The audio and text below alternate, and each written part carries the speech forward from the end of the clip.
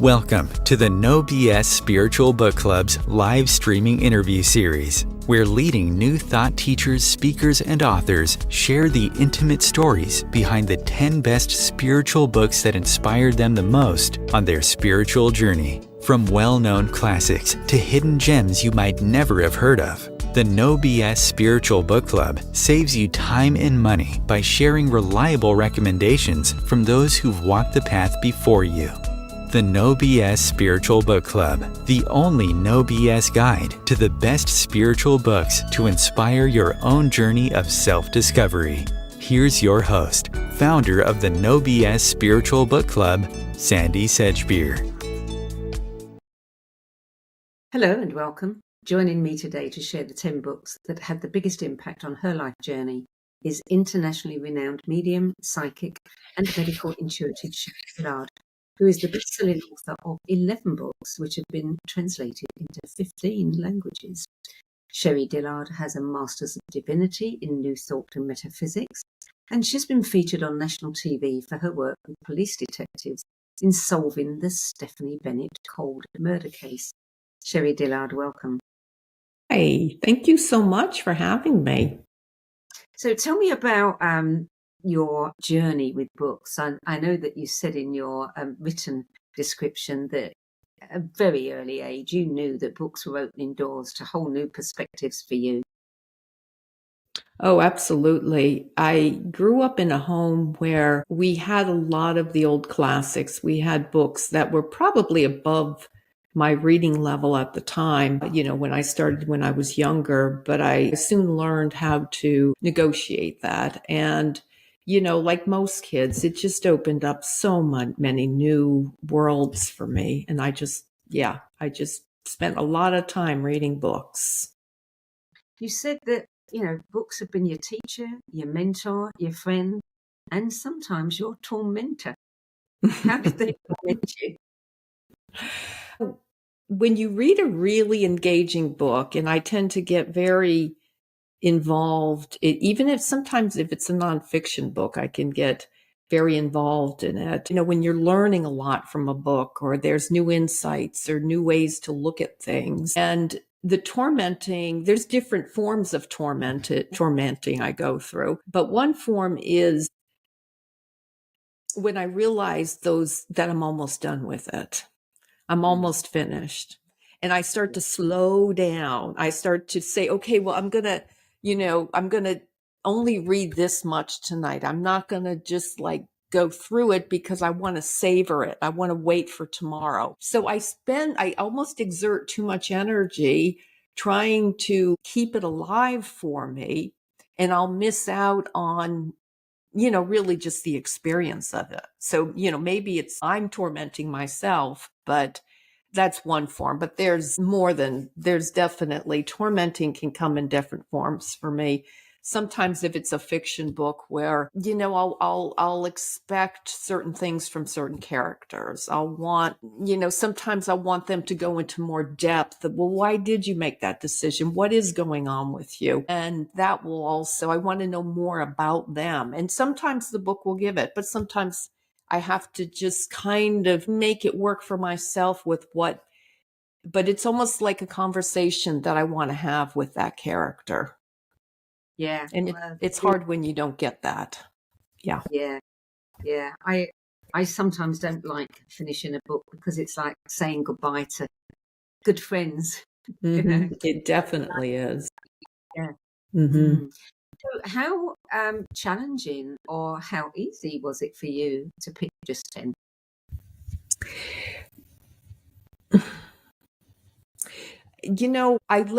What I do with books as I've gotten older, and I guess I'm more aware I'm doing this now. I think it's always been true, but I kind of let them pick me. And I didn't really try to pick the books. What I did was I kind of just gave this general idea message out there to, my books, to whatever this was about. And I said, come to me, let me know. I'll just get the title. I'll remember that book. And so it was fun for me. It was a lot of fun because I realized as I did the books and as they picked me, and I thought, where was that book? I can't remember. And I'd have to go and kind of rummage through things and try to find it. And it was a wonderful exercise. It actually really helped me so much too. To kind of pace my own growth with books and what I've learned from them, and to be able to kind of see myself somewhat detached from that at the same time, and to realize the importance that they had for me. It was just really, it was great exercise. So thank you. Thank you so much. Everyone says that, everybody has like a life review. People say that, music, a song can take you back in time. But I think that's true of books too. Mm-hmm. You go back and you think, oh, yeah, I was at that stage of my life. Oh my God, I've grown a lot. So let's start with book number 1, which is The Unquiet Dead, A Psychologist Treats Spirit Possession by Edith Fiore, published in 1987. Right. Tell us how this book came to life. That I went to a conference in Chicago, Illinois, and it was a spiritual hypnotherapy kind of, it had a lot of different things happening at it. And I wanted to take a couple workshops there. They were all closed. The only one that was open was a workshop about detaching from spirit attachments. It was about spirit attachments and how to release. And I thought, well, okay, I'll try it out. I'll just see what that's about. And it was just fascinating to me. The speaker was fascinating, and he talked about his work with detaching attached spirits from people. And one of the books he mentioned was that book, The Unquiet Dead, and how much it helped him. So before I left the conference, I actually got a private session from him too. And it was one of those things that I had never thought about. And it made such a difference. I could feel different. I really felt viscerally, emotionally, physically different when, after he had worked with me. So I got the book, which is an absolutely underread book. It was written by a psychologist, and her work kind of just inadvertently how this happened in her life, in her practice. And I started doing more of that in my own work. So it was definitely changed. It was definitely a book that just brought a whole new kind of reality to me that I would probably have never knew about if it wasn't a book I sought out in that way. Mm-hmm. Yeah. Was this before you became a medium? At that time, well, see, I've always been a medium, although I didn't always call myself that, but I've always been aware of, just even at a young age, I would, at the time, it felt like imaginary people, it didn't really seem like when you're young, you just, yeah, okay. I could see, my mother would talk about her mother who had passed over, and I would basically see her mother, and she talked to me. So that the lines were blurred there. But then as I got older, it became more evident that no, this was someone, I really was talking to these spirits. So it was at the beginning of my practice, full time, working with communication with the other side, but it wasn't new to me in that way. Yeah. Book number 2, Plant Spirit Medicine, The Healing Power of Plants by Elliot Cowan, published in 1991. Okay, so that was another book where, I don't remember seeking that book out either. I think someone had recommended it to me, but it's a book that we talk a lot, we know a lot about, we've researched a lot about herbs and different plants and how they can help us to heal and certain ailments and things like that. There's science behind some of that. Some of that there's more, just tradition in that way of this is what this does. But this was the first time I had that reading that book was very powerful because it was the first time that I had come into the awareness of how it's not just the composition of the plant or the herb that can heal in terms of, whatever effect the physical part of the plant has on our physical body. It was more about the spirit and how that spirit could actually heal us. And the idea of the book was about how certain plants that have a connection to us on a spiritual level, personal connection, can heal so many different things in our lives that may have nothing to do with the physical content of that herb or plant. And it was really about a spiritual connection and a communication with the plant. And that just gave me so much peace. That just felt so good to me, because I'm a real relationship person, but my relationships extend far beyond the physical, and that's fueled my work, as I love connecting with all different and communicating with all different, whether that's, people on the other side or higher divine beings or plants here or whatever it might be. So yeah, I just was really enthralled by that. Book number 3, Grace and Mercy in Her Wild Hair, Selected Poems to the Mother Goddess by Ramprasad Sen, published in 1990. How could you not read that book with a title like that? I remember seeing the title and thinking, oh my gosh, I thought I've got to read that book. It's such an amazing book. I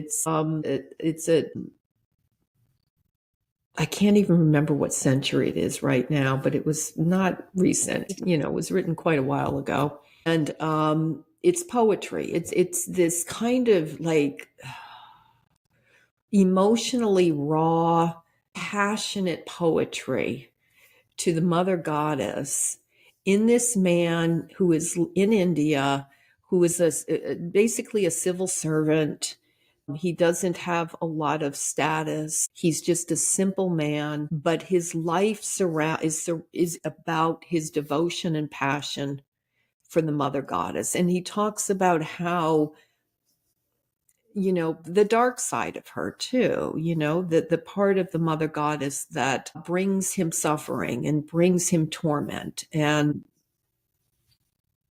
it just opened that up for me. It just opened up, in our Western culture, our connection to spirit and to whether it's God or deities or mother goddess, whatever it may be, is very cerebral. It's very thought out, and it's kind of a neat little way we approach it. This was just wild abandon, he felt. It was just this emotionally just raw abandon, and it just allowed me to do more of that. It allowed me to just feel it at that deeper level, and that was a wonderful gift. Mm-hmm. Book number 4 is Women of Wisdom by Saltram Alioni, published in 1984. That, how would I even describe that? I think in the descriptions I talked about what's so fascinating to me is our spiritual journeys, is our the journeys that we're on, especially as women. The feminine spirituality is so incredibly diverse and so individual and so passionate. And that's a book that helped me to really see the diversity and the attainment that women throughout the centuries have had in that mystics, as women who chose to live solitary lives to advance their spirituality, that became mystics, that became these women that didn't go by the traditions of the time either. They didn't, most of the women in that book never got married. They didn't have children. They were ostracized, not all of them, but some of them. They were thought of as, there was no real community for women mystics. There have been for men. There have been a lot for men as religious leaders and, whether, or monks, either way. But for women, it's not been, I hadn't really known about women, not to the degree that this book talks about. This book is kind of the women in this book is just an amazing, the stories that the lives they live, but the stories about their attainment and the levels of spiritual manifestations in their lives. It's just an incredible book. But yeah, it kind of opened that up more for me again. Is I hadn't really, we don't really, again, in Western culture, there's not a lot of women mystics that have been recorded throughout time. There are a few, but there's not a lot, not when we look at the men's leaders, Most of our teachings are from male leaders, and that's because there was tradition of recording them and honoring them, where it's not true for women.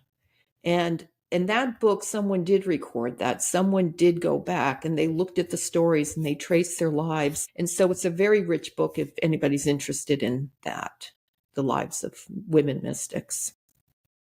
I've read some of her books. I really, really like her style of writing. It's so accessible as well. Book number 5, Love Poems from God, 12 Sacred Voices from the East and West, by various authors, translated by Daniel Ladinsky, published in 2002.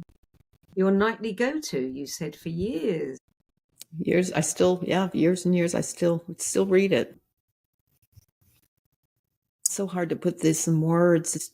It's such an incredible diary almost of, I had, the people in the book are more well known than the last one we talked about.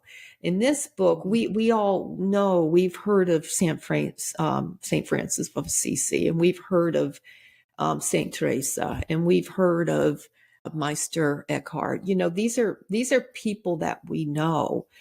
But what this book does, what their poetry does, is it gets much more personal than the public persona or the things we've read about them. Because I've read about all of the people in the book. I knew of everyone in the book before I read it, but I didn't really know anything about them until I read it. Because it's really more about what their personal experience is on a very real individual level, not as a saint, not as someone with authority, but just as a person who is, struggling in their own ways too, at times with their faith or what their experience is. I think I wrote this in my description that it's not really written for people to read. It's written really as a connection to God for them. They're speaking directly to God. I think almost all the poems in there are some exceptions, are written to God. Not that they say that, but yeah. So we become, kind of like, somebody just looking over their shoulder and reading their work. Right. Yeah. Nice. So let's have a look. The next one is Medicine Woman by Lynn Andrews, published in 1981. Yeah, Lynn Andrews. She wrote so much. It's a book that I was surprised I included, to be honest with you. Like I said, I let the books pick me. And I remember when I was like, really? Okay. All right. Lynn, she wrote so many books. And when I read her books, that I couldn't tell if it was fiction or nonfiction. I still don't know. I mean, there's obviously, I think it's a fiction book. I mean, I'm still struggling with that. But there was, again, with my fascination for women on spiritual journeys and mystics, women mystics and all. And it was a book that grounded me more in North American women mystics. A lot of the mystics that have been recorded are more Eastern. And she wrote more about a culture that felt more connected, because I live in the United States. So, and there is still not a lot, but there is still definitely Native American culture. And again, it's kind of a mystery. We still don't know anything about it. It's still something that I don't feel like there's a lot of trust in disclosing that, for good reason, from Native Americans. And it felt to me when I read that book that she had broken through that barrier some. And she seemed very courageous to write about it too, because she is a white woman, a Caucasian woman, who was living a very, just her life was a very non-Indigenous life. She lived in Beverly Hills, and was an art collector. So I know there's a lot of, after the books, were written, and there was a kind of a culture, a clash about, and a non-acceptance for her to write about this. And I understand that. I certainly do. I guess I wanted to honor, though, that I think that she was brave enough and courageous enough to break that barrier. And whether it's fiction or nonfiction, I don't think it really matters, because I feel like in the writing she did about the Native American women, the shamans, it was something to honor them. And that's what I came away with, was that honoring of them and their gifts and their journeys that have been not anything that we have really, we don't include that in anything, It's still something that is hidden from most of us about the Native American shamanic culture. And I don't blame them either. I mean, we would certainly blow it to pieces. So, but yeah, it was a book that I still struggle. I guess I still struggle with that a little bit too. It's interesting, isn't it? I mean, there's a lot of talk these days about appropriation, Right. and a lot of people are vilified for it, which, I don't totally understand, because, I don't think most people, their intention is to appropriate. It's to understand. And sometimes you can't understand unless you experience. And, and why shouldn't we want to have an experience? I mean, how many people go to India and live on an ashram and live like an Indian woman would live, in order to reach whatever it is their goal is. So I just find that a little bit too precious, a little bit unnecessary to accuse people all the time of appropriation. And this is her story, and I think it's important for us to understand other cultures. I can understand why some cultures don't want to give their secrets away. Totally understand. But, in those that are happy to share it, then I think we should be allowed to share it too. Because how else are we ever going to understand each other? Yeah, I agree. Yeah, I know, especially for Caucasian women, there's a lot of backlash for working as shamans. Yeah. Well, if we believe that we have multiple lives, chances are we've all been something else. Absolutely. Yeah, absolutely. That's what I tell people too, is that, That's yeah. Okay, number 7. Edgar Casey, The Sleeping Prophet by Jess Stern. I remember reading this a long, long time ago. You read that? 1960. I liked Jess Stern's work. Yeah, I agree. Yeah, I agree. Yeah, how could I not include Edgar Casey? The book, again, this is one of the reasons I so much love our spiritual journeys, is that he was such a simple man from Kentucky and worked as a photographer and was so religious, Bible religious. And here he was going into these deep unconscious trances and giving this incredible wisdom, incredible clairvoyant healings and wisdom. And, there was so much that he shared about everything you can imagine, health and cultures and ancient cultures and the Akashic records and past lives, all the things that he in his religious town of Kentucky would never have ever believed. Yeah. I mean, really, I can't imagine what that was like for him. But he persisted, though. He persisted. He kept going. He had to confront so much in his life, I would think, given what he was talking about that was in conflict with his religious upbringing. But he, that's to me was as amazing as his story, was that he kept going.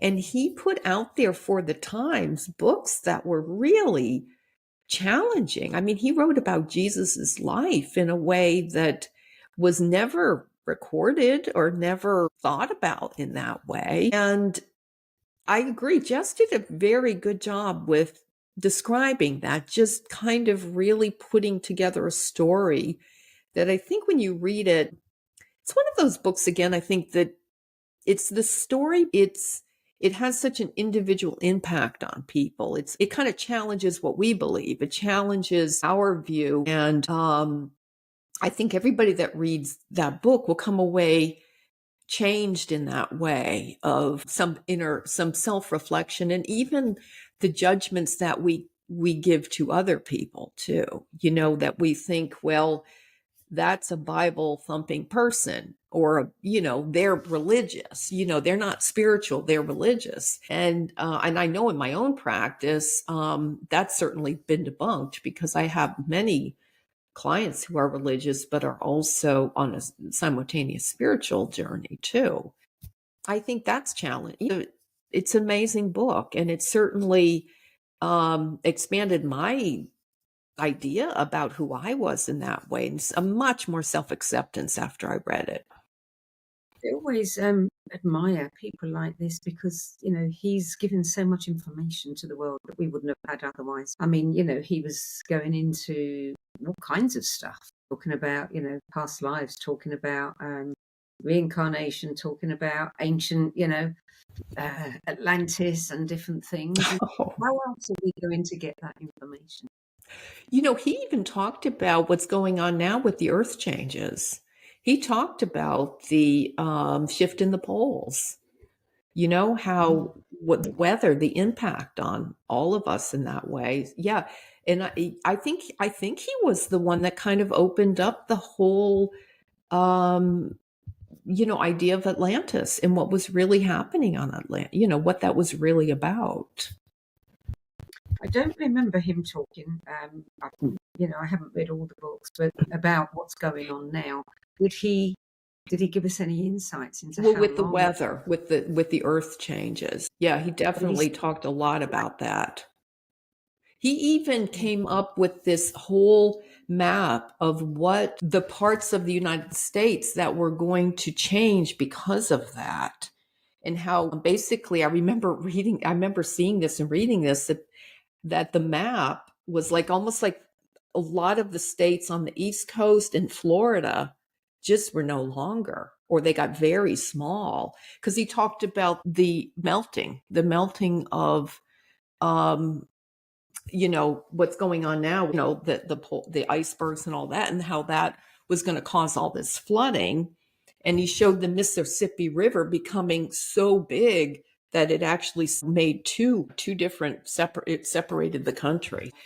Yeah, I don't think he gave any specific guidance of it, other than certain places to live that would be safer.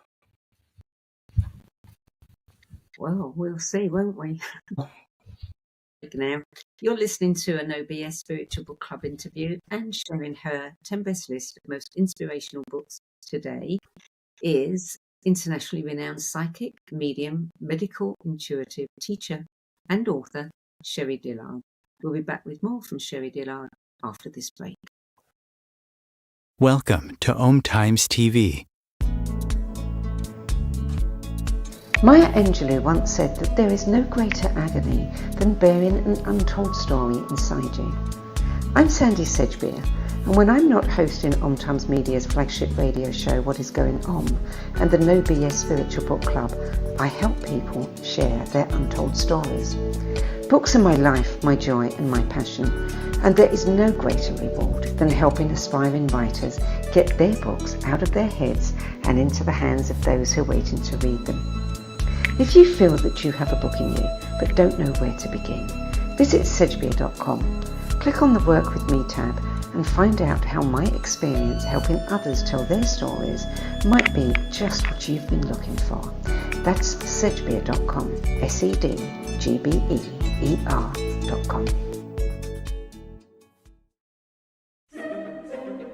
Imagine becoming a super influencer. Reinvent yourself, invest in your brand, and then manifest your success with a robust spheric approach. Om Times Media and Broadcasting offers a unique and multifaceted way to become the spiritual and conscious influencer you deserve to be by putting your message across our powerful platform with its proven record of integrity and excellence. Through our produced shows, Om Times offers the opportunity to become a social media TV personality, a radio show host, an Om Times magazine columnist, and a syndicated podcaster, all in one shot.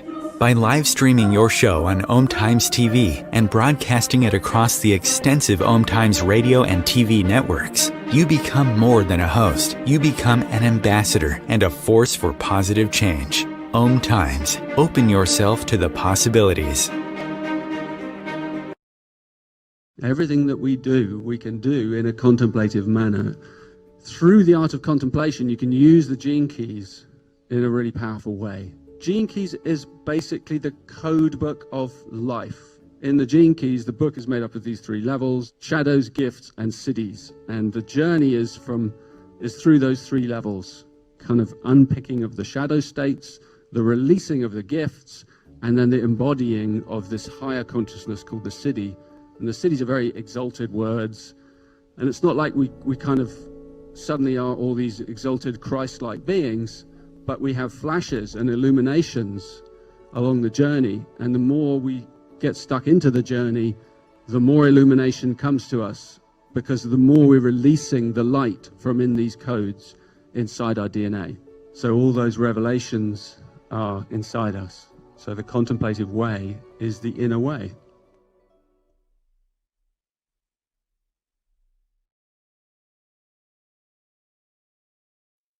There are 16 million children struggling with hunger in America. That's 1 in 5 daughters, sons, neighbors, and classmates who don't know where their next meal is coming from. Yet billions of pounds of good food go to waste every year. It's time we do something about it. Feeding America is a nationwide network of food banks that helps provide meals to millions of kids and families in need. Visit feedingamerica.org to help them feed even more. Together, we can solve hunger. Together, we're feeding America.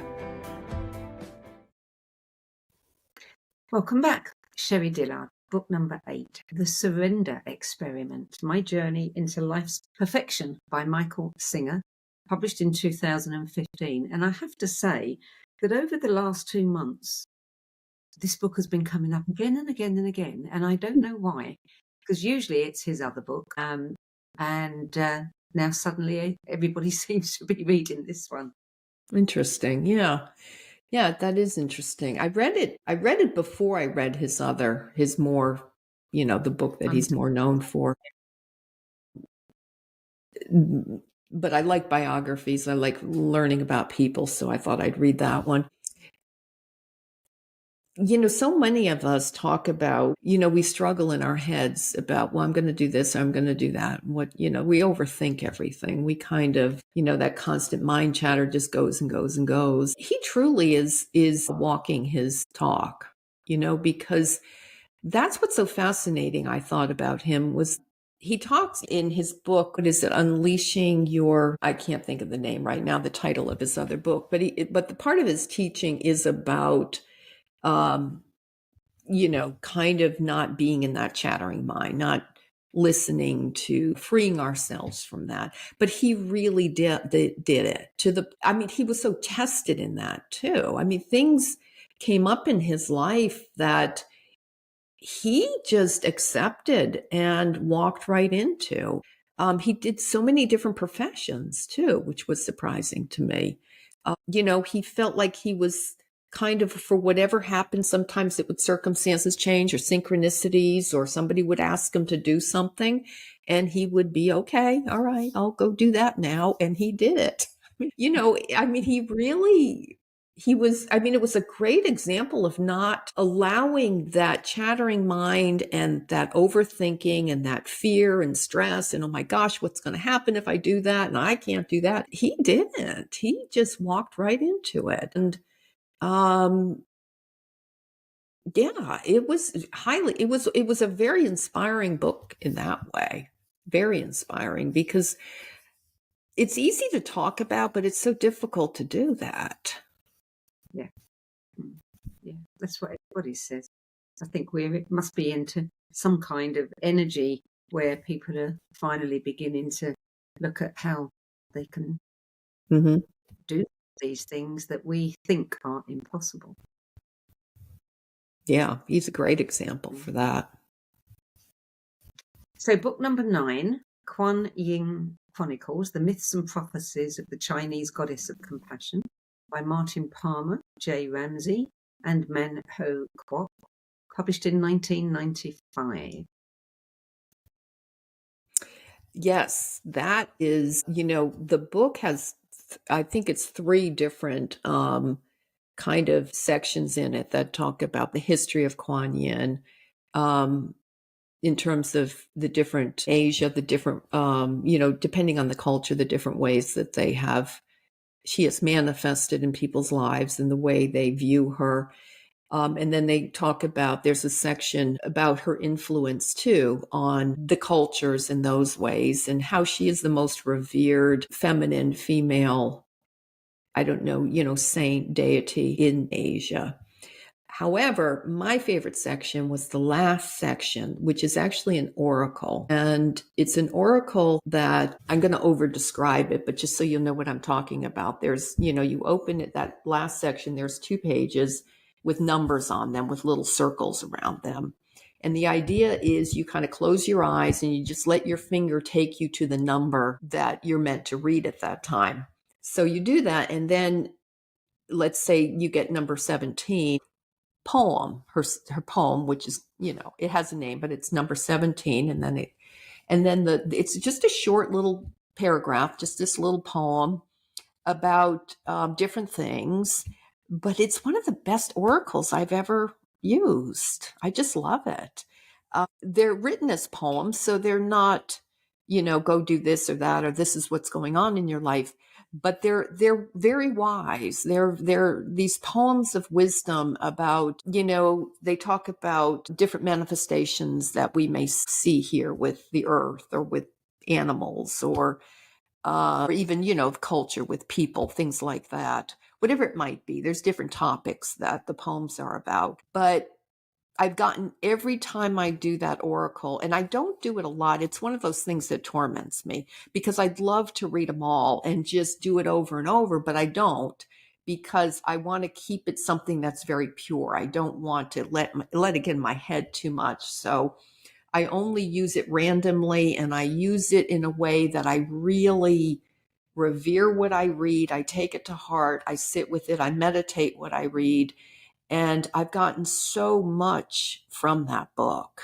It's such an incredibly rich book. The Oracle is just wonderful to me. Yeah, I'll definitely check that one out. So, book number 10, the I Ching, the Book of Changes. So many different versions, but the one that you chose was the one by Richard Wilhelm. There's many other names that are mentioned here, and also has a foreword by Carl Jung. Right. I think a lot of people are familiar with the I Ching. The only downside of that translation is that it's all male oriented. It's he. But other than that, it's my favorite translation. I think it's because it was the one I started with when I was very young. I was a teenager and I had a very, very difficult childhood, a very dysfunctional family. And I feel like sometimes the book raised me. You know that? I feel like it was like, I depended on that book for years of my life to help me get through things, to give me some guidance to what is going on here in the way that, they talk about crossing the great water a lot in the different hexagrams, or they talk about what the superior person would do. The language is certainly something that can be, kind of challenging or very male oriented, but it's clear in that way. It's pretty clear once you get used to the language and used to understanding, what they're talking about. It's very clear as to some of, can really serve for choices for what do I do here. I'll give you an example. In my bio, I worked on the Stephanie Bennett. I work with detectives. They asked me to help them to solve this cold case. One of the things they told me before we started was that, there's a $10,000 reward for apprehending this person. And actually that went to 15,000 by the time we were done the case. And I'll make a long story short, but basically they were not going to give me the reward unless I took them to court, which I could have won because I had evidence. I saved everything on email. I made them email me everything just to show how influential I was, identifying the murderer. Anyway, what does that have to do with the I Ching? I remember doing the I Ching when that happened, when it was pretty clear that they didn't want to. I'm in North Carolina in the United States, which is a very conservative red state. They would have never agreed to admitting that I helped them. So anyway, I read the I Ching book. I threw the hexagram and it said, I forget the exact verse, but basically it said don't take the money. Let it go. Let it go. Let it go. There's nothing in that for you. Nothing. I let it go. I completely dropped it. I did no more interviews. I had so many people wanting to interview me. I had shows that wanted me to be on, and I did nothing after that. I let it all go after reading that hexagram. So how did they come to choose you? Do you mean if they didn't want people to know, that somebody was helping them, how did they find you? Why did they choose you? I mean, it sounds like they probably weren't even believers in what you could do. Well, I know that's what amazed me was that they did call me because I did not call them. What happened was that I was working at a bookstore giving readings about once a month or something just to get out of the house. Well, one woman came in because that was in Raleigh where the murder took place. And a woman came in, she asked me about the murder. No one had ever asked me about it. She did because she lived in the same apartment complex and she knew the killer had never been caught. And she was a single woman. She identified with Stephanie and she was really, frightened a lot of the time. So she asked me, will they ever catch him? Can you tell me anything about it? So I just did the reading and I just told her what I was getting. And she said, well, you have to go tell the police that. I said, they're not going to believe me. I'm not going to go to the police with this. I'm not going to do that. I just was not going to do that. And so she said, well, okay. Well, I think she called them because when they called me, they said that they had gotten a tip on their tip line that I had information. So that's how it happened. But you identified the murderer. It's a long story. I'm writing a book about it now because it's a story that is kind of hard to believe how it came about, how I found out. But yeah, it was a long time ago. I just never wrote about it either. Like I said, I never talked about it. And then it's only been recently that I felt like I've got to write. I felt very pushed to write about it because I think it's a story that goes beyond. It's not about me in that way that I did this amazing thing. It's really about what was working through me and set me up to identify it because it really came about that way. It was really something moving through me that I don't take credit for. And that's why I'm writing the book. They prosecuted the person and... Well, what's surprising is that they arrested him. They found his DNA that he was definitely 100% matched the DNA that they had. That his DNA was not in the DNA bank or whatever. So, until they got it on a straw, actually. They followed him and they got it off a straw of his. And then they went in his apartment and they found evidence. He had saved things from her room. He had broken into her apartment. He had actually committed another murder, which I told them that he had killed before. He was planning another one. He was a serial killer. And this is what happened. They put him in jail, waiting trial. I think it was like the second day he was in jail, he hung himself. He committed suicide in jail. Yeah. Which didn't surprise me. And again, you'll have to read the book because that didn't surprise me given how I found him, given how it came about that, yeah, he was identified anyway. But the I Ching. Okay. We've done your 10 books now, so I want to know a little bit about your books. I mean, I think your latest book is Raise Your Frequency and Manifest Abundance, a guide for empaths, intuitives, and sensitives. That's the one. Yeah, that one was just published. It's a really different book for me because a lot of my books have had to do with, not all of them, but at least half of them maybe, have been about working with intuition as a tool to receive more energy information. And this book is really about using that same faculty as an empath or an intuitive or highly sensitive person, but to use that faculty not to gain information or to know things about finances or relationships or anything like that, but it's really about how to use that channel we have to raise our frequency to higher dimension, higher, a little bit out of this third dimension, fourth dimension, fifth dimension, and to live at that higher frequency where we are not bound to the dictates of physicality. And when we're in that higher level, when we're in that higher frequency, there's no opposition. I go through this in the book about our levels of consciousness in our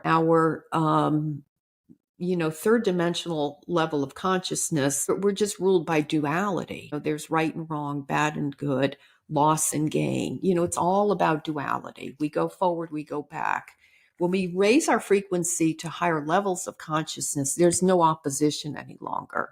There's no force that is moving us into resistance or into an opposing state of being. It's just that's all that exists in that level. So when we're in that higher frequency, even if it's for a moment, I mean, that's what I tell people. We don't have to live there. We can't live there all the time in a physical body. It's kind of just not going to happen. At least, I mean, it can happen. There are certain mystics that have allowed that to happen. So it's not impossible. But even if we're only there for a very limited amount of time and space, it has this amazing effect on our well-being, our peace of mind, our ability to receive our highest good. And that's what this book is about, is living in a way and using that natural channel that highly sensitive empaths and intuitives have to open up to energy. It actually, it's a little easier for us because of that. You also wrote, I'm Still With You, Communicate, Heal, and Hold with Your Loved One on the Other Side. Is that a book that is going to help people make contact with their loved ones? Become their own medium? Yeah, absolutely. I had written a book a few years back about mediums, I think the book is called, it's You Are a Medium. And it was a book about how to connect with those on the other side. This book, it's about I'm Still With You. It's more about our personal journey with that. It's more about how do we connect with our loved ones? How do we continue our relationship with them? How do we continue to evolve and grow? How can we bring peace to our relationship with them if it was fraught with challenges? The idea behind the book is really about our journey does not end with our loved ones once they pass over. In fact, it can't continue at a higher level. So the exercises, the meditations, the things I help people with is how to not so much work as a medium to connect in that way, but to work in a deeper spiritual way with their loved ones. And so it's an easier book in some ways to connect, because I come up with exercises, or they've been given to me, that, we make it more complicated than it needs to be. It's simpler than we think too, and they're closer to us than we know, and they hear us more than we realize, and they impact us and we impact them still. So there is a relationship already going on. We don't have to try to make that happen. The book is really about helping us to be aware it is happening and to be more present and engaged with that.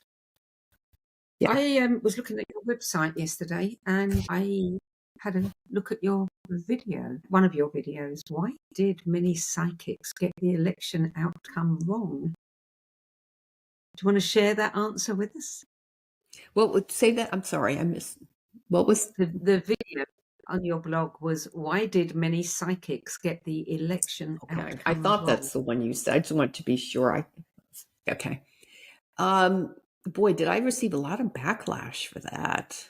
Did you read the comments? I mean, they were like going at me for that one. I have never received so much backlash from a video as I got with that one, which makes me laugh. As you see, it doesn't bother me. I'm like, yes.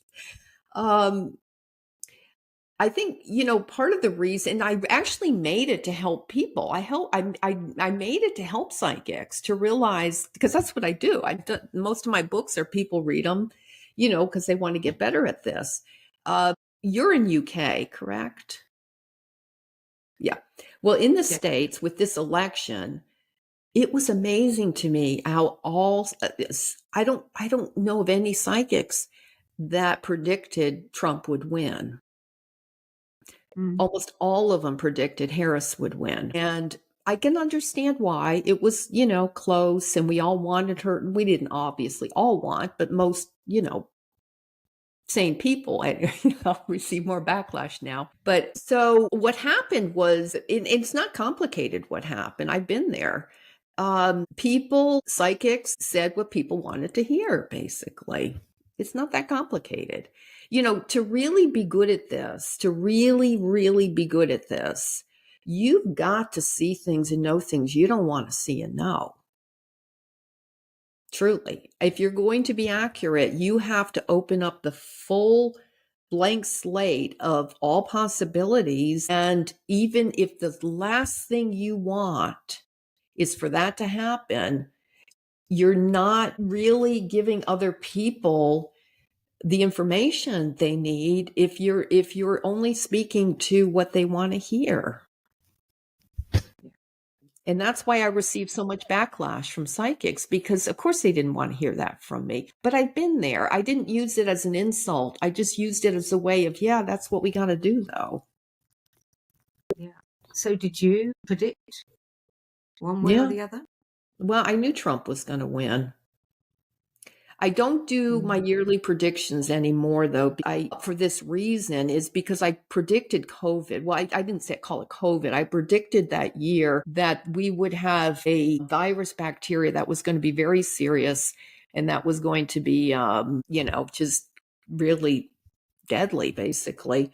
But it was really hard. And, the thing was, when I predicted that, when I wrote out my predictions, I didn't pay that much attention to it. No one else did either. It was just like, it wasn't truly believed. It was just, oh yeah, okay, all right. And then when it happened, I'm like, wow, that's bigger than I thought it was going to be. Or I said it was going to be big, but I guess I just wasn't really feeling it that way. But I remember when I did that, when I felt it, I think part of the reason I didn't think it was going to be that big was because I didn't like the feeling of that. It was kind of like when I did the Stephanie Bennett thing. The hardest part was, and this is another reason I'm writing the book, do you know how hard it is to feel a serial killer's energy? I'm sure. It was incredibly, it almost broke up my marriage at the time. It was like I was living in this darkness day and night of this went on for 3 weeks. I worked with them. Actually, I think it was a month. It was hard to live with that energy. And honestly, I knew Trump was going to win, but I kept holding out the idea that maybe I was wrong, and hoping I was wrong. And Here we are. Well, you've pleased half And the I'll be populace. serious. I'll be, and the thing about right now going into the future, at least in the States, it's going to get really bad. Is that a prediction? Yeah. I mean, For I how think long? we all know that. I don't think you need to be predictive to know that. I think anybody living here in their right mind knows it. But yeah, Yeah. we how all want to long? move to the UK now. Don't go. We're in our own problems, And honestly, you look around the world. I don't think there's a country that isn't having I problems agree. right now. I agree. I think it's, We're in transition, and it's going to happen. gosh, we are. I guess things have to get really, really, I think it does. I think that's why this is happening. It's just having, unfortunately, it's still that third dimension we learn through suffering. We haven't learned how to learn through joy. We only learn now, not all of us, but that's still a predominant consciousness. Suffer Well, and you open.